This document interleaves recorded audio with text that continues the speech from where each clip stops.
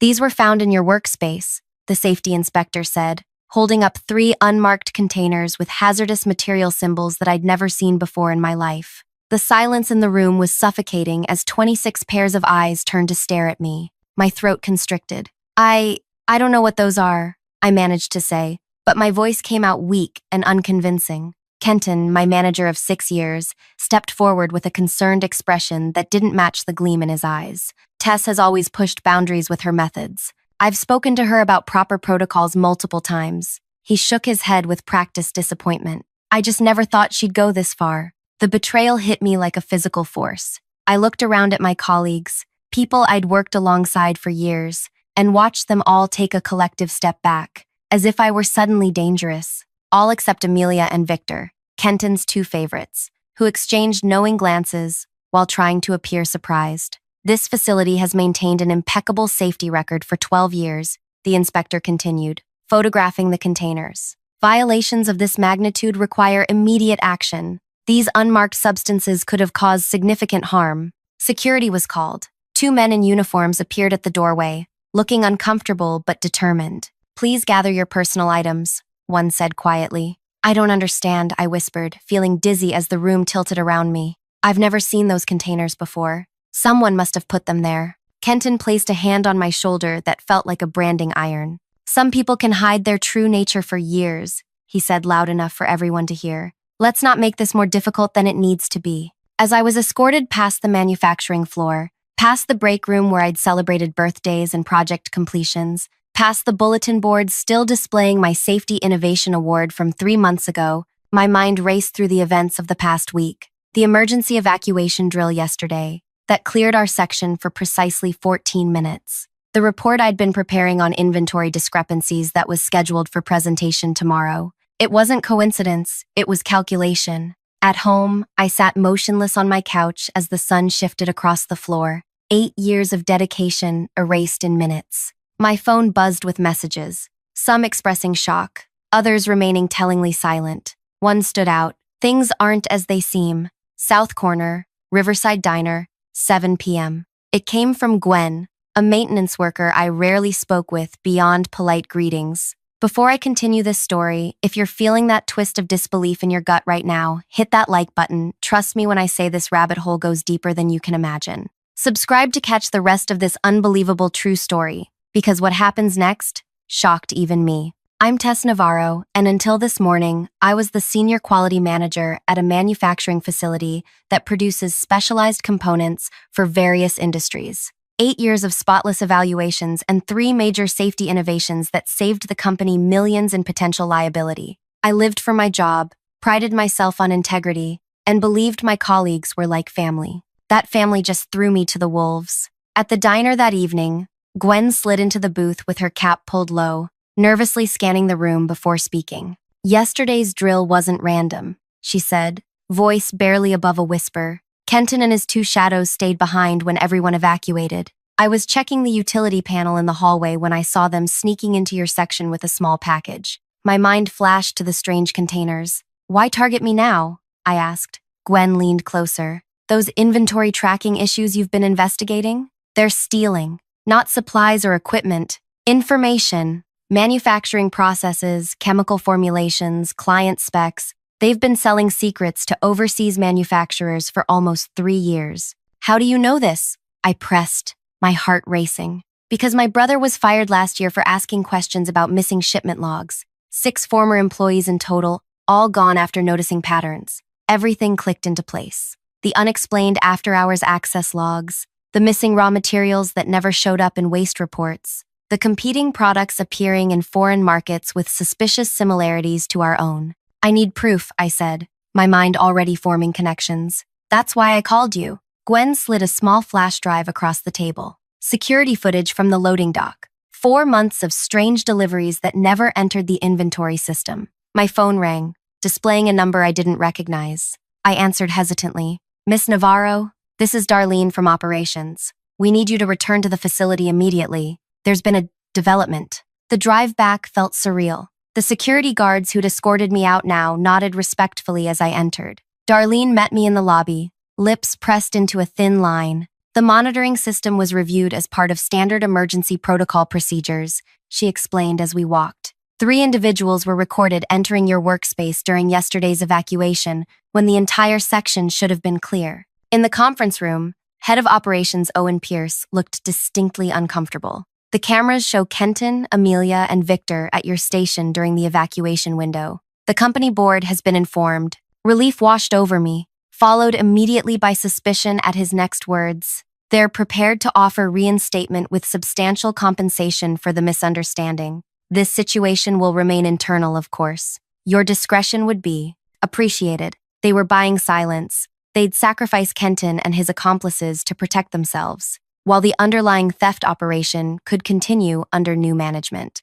8 years of my life reduced to hush money. I need time to consider, I said carefully. Of course, Owen replied, sliding a document across the table. This confidentiality agreement outlines the terms. We'll need your answer by Monday. Back home, I plugged in Gwen's flash drive. The footage showed late-night deliveries, unmarked vehicles, and packages changing hands. I recognized Kenton in several clips, along with 2 executives whose names appeared on the settlement offer. This went higher than Kenton, much higher. I didn't sleep that night. Instead, I created a detailed timeline connecting inventory discrepancies with client losses and mysterious product developments by overseas competitors. Every instinct told me to sign the agreement, take the money, and walk away. But something deeper, something primal, wouldn't let me. They had tried to destroy me, not just my career, but my reputation, my dignity. The thought of them continuing while I retreated with a payoff made my hands shake with a rage I'd never known before.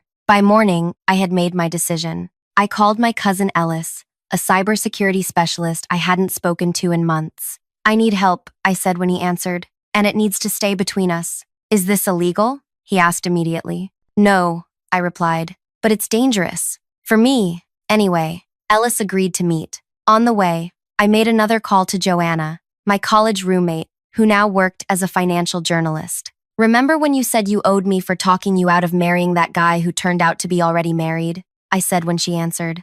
I'm collecting. Over the next week, I disappeared from social media and ignored calls from colleagues. The company left increasingly urgent messages about the settlement deadline. I built a case, methodically, meticulously, gathering threads that would weave into a noose. Ellis helped me trace which overseas manufacturers had suddenly advanced with suspiciously similar technologies. Joanna connected me with industry insiders who confirmed unusual patterns in both the market and in patent applications. I located 4 of the 6 terminated employees Gwen had mentioned. Each had noticed something unusual and been quickly eliminated from the company. Together, their stories revealed a pattern spanning years. The most damning discovery came from an anonymous email, a shipping manifest linking our stolen manufacturing processes to facilities with known safety violations, where workers had been seriously injured using improperly implemented versions of our technology. This wasn't just corporate espionage. People had been hurt. When Monday arrived, I dressed carefully in a simple blue suit and flat shoes. I carried a slim portfolio containing not the signed settlement agreement, but something far more valuable. 5 executives and 3 attorneys waited in the conference room. Their confident smiles faltered when I entered alone, without legal representation. Before we proceed, I said quietly as I took my seat, you should know I've spent the past week working with industrial crime specialists across 3 countries. The room temperature seemed to plummet. Today's settlement deadline wasn't coincidental, I continued, opening my portfolio. It aligns perfectly with international authorities raiding manufacturing facilities in Thailand, Belarus, and Uruguay, all using stolen processes from this company. Owen Pierce's face drained of color. Miss Navarro, I don't know what you think. I placed a photograph on the table. It showed him shaking hands with a man identified in the caption as the CEO of one of the overseas manufacturers. Your attempts to silence me were anticipated, I said. My findings aren't just about theft. They reveal how your negligence allowed proprietary processes to reach dangerous operations overseas. I placed a second document on the table, a news article about an industrial accident in Thailand. 2 worker deaths last month have been linked directly to improperly implemented versions of our processes, I continued. I've provided statements to both industrial authorities and to the family's attorneys. The company's lead counsel reached for the documents, but I pulled them back. These are copies. The originals are with several trusted sources, along with instructions to release everything to federal authorities and media outlets if anything happens to me. The silence stretched between us, taut as a wire about to snap. "What do you want?" the CEO finally asked. I smiled for the first time since entering the room. "We haven't even started discussing that yet." "I want 3 things," I said, pulling out a slim folder. "First, a complete internal investigation with external oversight into all technology transfers from this facility over the past 5 years." The executives exchanged glances. The oldest of them, CEO Graham, cleared his throat. "That's an extensive demand that would—" "Second," I continued as if he hadn't spoken, "immediate safety reviews at all facilities using our technologies, regardless of ownership, with remediation funds established for injured workers." The company's attorney leaned forward. "Miss Navarro, you're making accusations without understanding the legal ramifications, or—" "And third," I said, my voice remaining level, "I want nothing." This silenced them completely. "Nothing for myself," I clarified. "No reinstatement, no compensation, no settlement with confidentiality clauses. I walk away completely." Graham's brow furrowed. "I don't understand. If you're not seeking personal gain, what's your objective?" I closed my portfolio slowly. "My objective is ensuring no one else gets hurt. The safety protocols I helped develop were designed to protect people. They were sold to facilities without proper training or implementation, resulting in deaths. That's why I'm here, not for money." I stood up. "You have 24 hours to initiate the investigation and safety reviews before I release everything. Your involvement will determine whether you're seen as complicit or as leaders who took responsibility when evidence emerged." I walked out, legs trembling only after I was safely in the elevator. Outside in the parking lot, I called Joanna. "It's done," I said. "Phase 1, anyway." "Did they agree?" she asked. "They didn't have a choice. Start your article, but hold until I give the signal." The next 24 hours stretched endlessly. I watched news sites, industry forums, and social media for any hint of the company's response. At hour 22, it came. A press release announcing an internal review of technology transfer protocols and the establishment of an international safety initiative.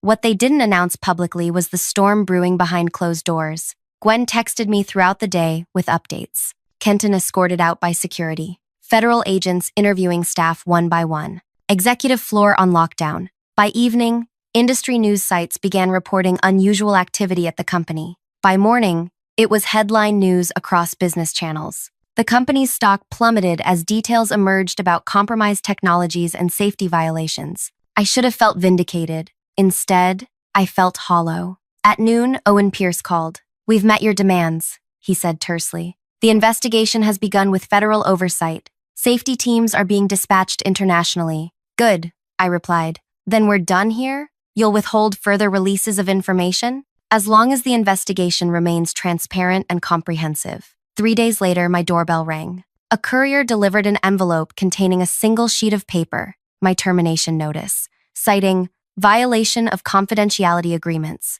no mention of the planted evidence, no acknowledgement of their attempted frame-up, no apology. If you're thinking this would send most people into a spiral of rage or defeat, smash that subscribe button now, because what I did next changed not just my future, but the entire industry. That termination letter ignited something in me. They still didn't understand who they were dealing with.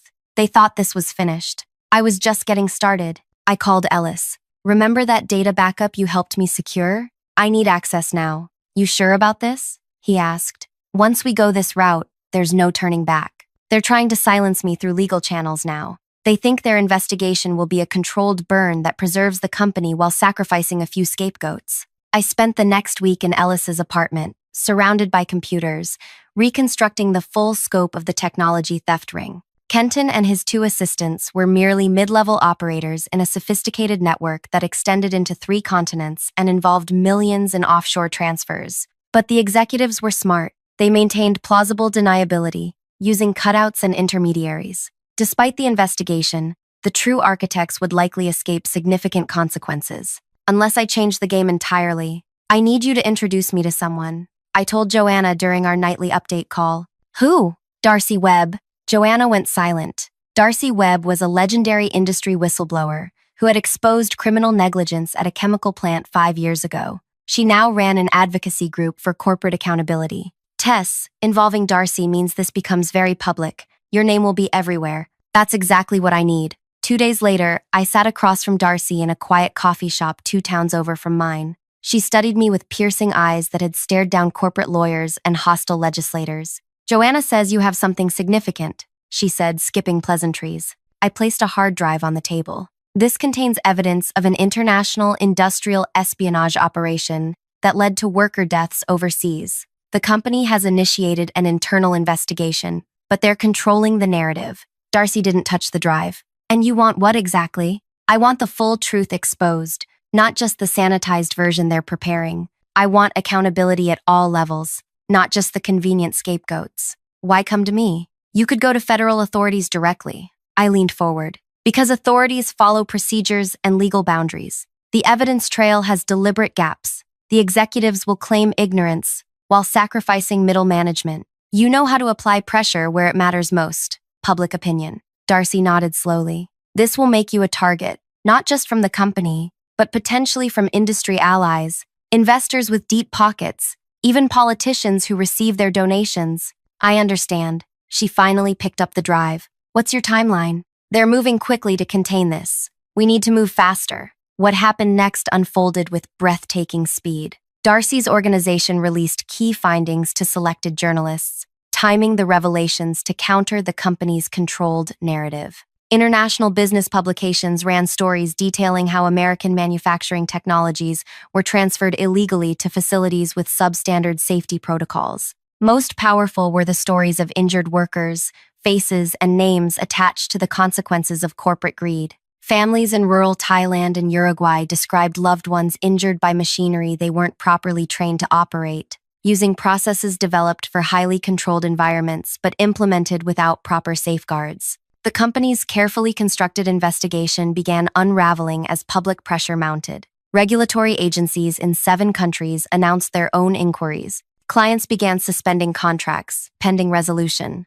Then came the counterattack. I woke to my name trending on industry social media platforms. Anonymous sources questioned my motives, expertise, and mental stability. Carefully cropped photos suggested inappropriate relationships with colleagues. Old performance reviews, clearly altered, surfaced suggesting a history of safety violations on my part. My phone rang constantly with reporters seeking comment. Unmarked vehicles parked outside my apartment. Strange men followed me when I ventured out for groceries. They're desperate, Darcy reassured me. This means we're winning. But the pressure was intense. Each day brought new allegations, each more absurd than the last. Former colleagues were pressured to give statements questioning my character. My parents called, confused and concerned about news reports they'd seen. The isolation grew overwhelming. I stayed with Ellis for safety, then moved to Joanna's when strange cars appeared outside his building. Sleep became elusive. Appetite vanished. I jumped at unexpected sounds. Maybe we should pause, Joanna suggested one evening, watching me pace her living room. Let things cool down. That's exactly what they want, I replied. For me to break, to disappear, to become a question mark that undermines the evidence. The next morning, I received a text from an unknown number. South parking lot, Memorial Hospital, 3 p.m., come alone. It's a trap, Ellis insisted when I showed him. Probably, I agreed. But what if it's not? We devised precautions. Ellis would monitor via video call. Joanna would wait nearby. I would stay in public view at all times. At precisely 3 p.m., I stood in the busy hospital parking lot, phone ready to dial emergency services. A white sedan pulled up, and the back door opened. Inside sat Amelia, Kenton's former assistant and one of the people who had planted evidence in my workspace. You've got 5 minutes, I said, remaining outside the car. Her face was drawn, eyes darting nervously. They're going to make me the fall person, she said. Kenton promised he'd protect me, but he's cutting deals to save himself. Why tell me? I'm not exactly sympathetic to your situation. Because I kept backup copies of everything, she replied. Every email, every transfer authorization, every communication with overseas buyers, including messages directly from Graham and the board authorizing the technology transfers while knowing about the safety risks. My heart raced, but I kept my expression neutral. What do you want? Immunity. I'll testify about everything. The setup against you, the executive involvement, the entire operation, in exchange for protection from prosecution. I'm not a prosecutor. I can't offer immunity. But you know people now who can make that happen. She glanced at her watch. I'm scheduled to meet federal investigators tomorrow. I need an answer before then. How do I know this isn't another setup? Amelia handed me a thumb drive. Preview of what I have. Enough to show I'm serious. Not enough to protect me without my testimony. I'll be at this same spot tomorrow at noon. Let me know your decision. She closed the car door and drove away, leaving me holding potentially explosive evidence, or another elaborate trap. Back at Joanna's apartment, we debated for hours. Ellis examined the drive carefully before opening it on a secure laptop. What we found exceeded my expectations. Email chains showing executive knowledge of safety risks, financial projections of cost savings by skipping proper training at overseas facilities, and discussion of maintaining plausible deniability in case of accidents. This changes everything, Joanna whispered. If it's authentic, I cautioned. Only one way to find out, Ellis said. We need expert verification fast. Through Darcy's connections, we secured an independent digital forensics expert who worked through the night analyzing the files. By morning, we had confirmation. The evidence was genuine and unaltered. I called Darcy with our discovery. This is exactly what we needed, she said. With this and her testimony, we can push past the middle management firewall. The question is, do we trust her? That question haunted me as noon approached. Amelia had been part of the conspiracy against me. She had helped plant evidence that could have destroyed my career and reputation. Now she offered alliance out of self-preservation, not remorse. Yet her betrayal of Kenton and the executives could be the key to true accountability. What are you going to do? Joanna asked as I prepared to leave for the meeting. I checked my phone one last time and saw a breaking news alert that made my decision clear. I'm going to take down an entire system, I replied, not just a few individuals. The breaking news alert showed a company press release announcing a major restructuring. Kenton had been officially terminated for procedural violations, while the board expressed full confidence in CEO Graham's leadership through this challenging transition period. They were already constructing their narrative. A few bad apples had been removed, allowing the company to move forward unblemished. I arrived at the hospital parking lot 5 minutes early. This time, Amelia was already waiting, sitting tensely on a bench near the entrance. She looked smaller somehow, her confident demeanor replaced by nervous vigilance. You saw the announcement, she said as I approached. I nodded. They're sacrificing Kenton while Graham keeps his golden parachute. They're negotiating plea deals as we speak. Kenton, Victor, and I take the fall. The executives claim they were deceived by their trusted team. Her laugh was bitter. 8 years I worked for them. Now I'm disposable. Welcome to my world, I said without sympathy. She flinched. I deserve that, but I'm not here for forgiveness. What exactly do you have that federal investigators don't already? Digital signatures, personal email accounts, recordings of meetings. She leaned forward. Graham and the board didn't just know about the technology transfers, they designed the entire operation. They calculated the profit margins against potential legal exposure if accidents happened overseas. My stomach tightened. They did risk assessments on human lives? Precisely. They determined that settlements for foreign worker injuries would cost less than proper safety implementations. She checked her watch. My meeting with federal investigators is in 4 hours. I need to know if you can help secure immunity. I studied her carefully. Why come to me instead of going directly to the authorities with an immunity request? Because they don't trust me. I'm already labeled as Kenton's accomplice. Her eyes met mine. But you've become the credible whistleblower. Your word carries weight now. I made my decision. I'll call my contact at the Industrial Crimes Task Force. I can't guarantee immunity, but I can get you a meeting with people who can make those decisions. Relief washed over her face. Thank you. Don't thank me yet. If you're holding anything back or trying to manipulate the situation, I'll make sure you get the harshest sentence possible. Amelia handed me another drive. Everything's here. Not copies. Originals. I'm all in now. 3 hours later, I sat in a federal building conference room with Amelia and 2 investigators. She spoke for nearly 2 hours, detailing the espionage operation from inception to execution. The evidence she provided corroborated her testimony: email chains, meeting recordings, financial transfers that created a damning picture of executive involvement. When she finished, the lead investigator turned to me. Miss Navarro, your initial report helped launch this investigation. Based on what you've heard today, do you find Ms. Chen's testimony consistent with your findings? It explains gaps in my evidence, I confirmed. The operations couldn't have functioned without executive approval and coordination. Amelia received limited immunity in exchange for her complete cooperation and testimony. As she signed the agreement, she looked up at me. They really thought you would just go away with a settlement check. They never saw you coming. People underestimate what happens when you corner someone with nothing left to lose,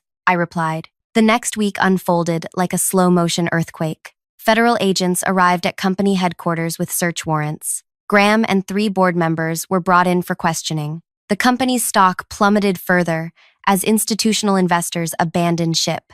Joanna's exposé ran in a major business publication, detailing the human cost of the company's negligence. Injured workers and their families were featured prominently, alongside a timeline of executive decisions that prioritized profit over safety. I received a call from a number I didn't recognize. Miss Navarro? The voice was unfamiliar. This is Patricia Lane. I'm head of operations at Westover Manufacturing. My guard immediately went up. Westover was our largest competitor. I've been following recent developments with interest, she continued. Our company is implementing advanced safety protocols across our international partnerships. We need someone with your expertise and integrity. Would you consider meeting to discuss opportunities with us? The offer was unexpected. I'll think about it, I replied noncommittally. Please do.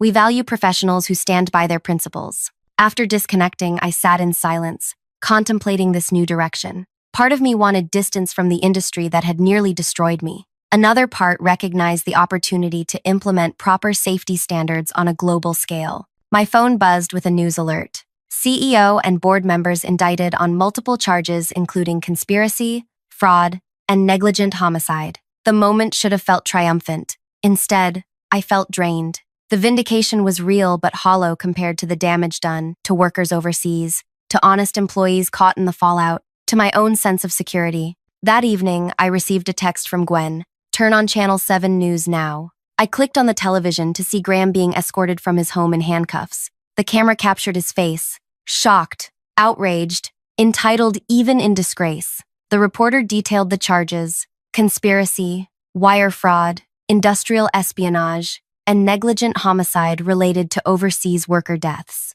Sources close to the investigation credit a former employee's detailed evidence with breaking the case open, the reporter concluded. Tess Navarro, a quality manager allegedly framed for safety violations, provided authorities with crucial documentation that led to today's arrests. My phone exploded with notifications. Former colleagues reached out with apologies and congratulations. Industry contacts expressed admiration. Reporters requested interviews. I turned off my phone and sat in the quiet of my apartment. This wasn't over yet. The preliminary hearing was scheduled for 2 weeks later. I arrived early, taking a seat at the back of the courtroom. One by one, the defendants entered, Kenton looking defeated, Victor and Amelia subdued, and finally Graham and the board members, their expensive suits unable to mask their discomfort. Their attorneys presented arguments for dismissal, claiming insufficient evidence and procedural errors. The prosecution countered by introducing new evidence, the complete files Amelia had provided, now authenticated and organized into a devastating timeline of corporate malfeasance. The judge denied all motions to dismiss and set trial dates. As the defendants were let out, Graham spotted me, his face contorted with rage before his attorney hurriedly whispered something that made him look away. Outside the courthouse, reporters swarmed around key figures. I tried to slip away unnoticed, but was intercepted by a journalist I recognized from National Business News. Miss Navarro, can we get your reaction to today's ruling? I hesitated, then decided to speak. This isn't about personal vindication. It's about accountability. When companies treat safety as an inconvenient expense rather than a moral obligation, people get hurt. I hope this case establishes that executive decisions have consequences, regardless of how many layers of deniability they try to create. Over the following months, I consulted with prosecutors, reviewed evidence, and prepared to testify. The process was exhausting but necessary. Meanwhile, I accepted Patricia's offer at Westover. With specific conditions, I would develop and oversee an international safety standards program with full auditing authority. 3 days before the trial was scheduled to begin, Joanna called with news. They're offering plea deals. Graham and the board will plead guilty to reduced charges in exchange for cooperation against international partners. Reduced from what to what? I asked. From potential 20-year sentences to 5 years. eligible for parole in 3. Anger flared in my chest. After everything they did? After people died because of their decisions? The prosecutors say it guarantees convictions without a lengthy trial. Plus, it includes full restitution to injured workers and their families. I wrestled with conflicting emotions. Part of me wanted the public trial, wanted them to face the full weight of their actions in open court. Another part recognized that plea deals would provide immediate compensation to victims rather than years of appeals. There's more, Joanna continued. The plea deals include a provision that none of them can ever serve as officers or directors of public companies again. Their careers are effectively over. That evening, I sat on my balcony watching the sunset, considering what true justice looked like in this situation. Money couldn't restore lost lives or health. Prison terms, however long, wouldn't undo the damage. What mattered was ensuring it couldn't happen again. Not by these people, not by this company, not in this industry. The next morning, I called the lead prosecutor. I support the plea agreements on one condition, I said. I want to be present for the hearing. I want them to see me when they admit what they did. 2 weeks later, I sat in the front row of the courtroom as Graham and the others entered their guilty pleas. The judge asked each defendant to acknowledge their actions in their own words. When Graham's turn came, he spoke mechanically, admitting to failures of oversight and inadequate safety protocols. The judge interrupted him. Mr. Graham, I want to be clear about what happened here. Did you knowingly authorize the transfer of proprietary technology to facilities you knew lacked proper safety implementations? Graham glanced at his attorney, who nodded slightly. Yes, Your Honor. And were you aware that this decision created substantial safety risks for workers at those facilities? A longer pause. Yes, Your Honor. And did you participate in framing Miss Navarro when she began uncovering evidence of these activities? Graham's jaw tightened. He looked directly at me for the first time. Yes, Your Honor. The judge accepted the plea agreements but added his own statement. The court finds the negotiated sentences appropriate only with the understanding that they're accompanied by lifetime bans from corporate leadership, full financial restitution, and the defendant's complete cooperation with ongoing international investigations. As the proceedings concluded, I felt a weight lifting, not entirely gone, but lighter. Outside the courthouse, I made a brief statement to the assembled press. Today isn't about revenge, it's about responsibility. When we design safety protocols, we're protecting real people with families who depend on them. No corporate profit margin is worth a human life. I hope other executives remember this case when they're tempted to cut corners on safety. 6 months later, I stood in Westover's main manufacturing facility, watching as safety inspectors from 3 countries conducted joint certification procedures under new international standards I had helped develop based on lessons from my previous company's failures. My phone buzzed with a news notification. Graham had been transferred to a minimum security facility after providing evidence against international partners. His wife had filed for divorce. Their family home had been sold to help pay restitution to victims. I put my phone away and continued the inspection tour. This was my focus now, building systems that protected people rather than punishing those who had failed them. That evening, I received an email from Darcy Webb. Thought you might want to see this. Attached was a prison interview with Kenton. The reporter asked if he had any message for me. Kenton looked directly into the camera, aged beyond his years. She was always the smartest person in the room. We should have listened to her instead of trying to silence her.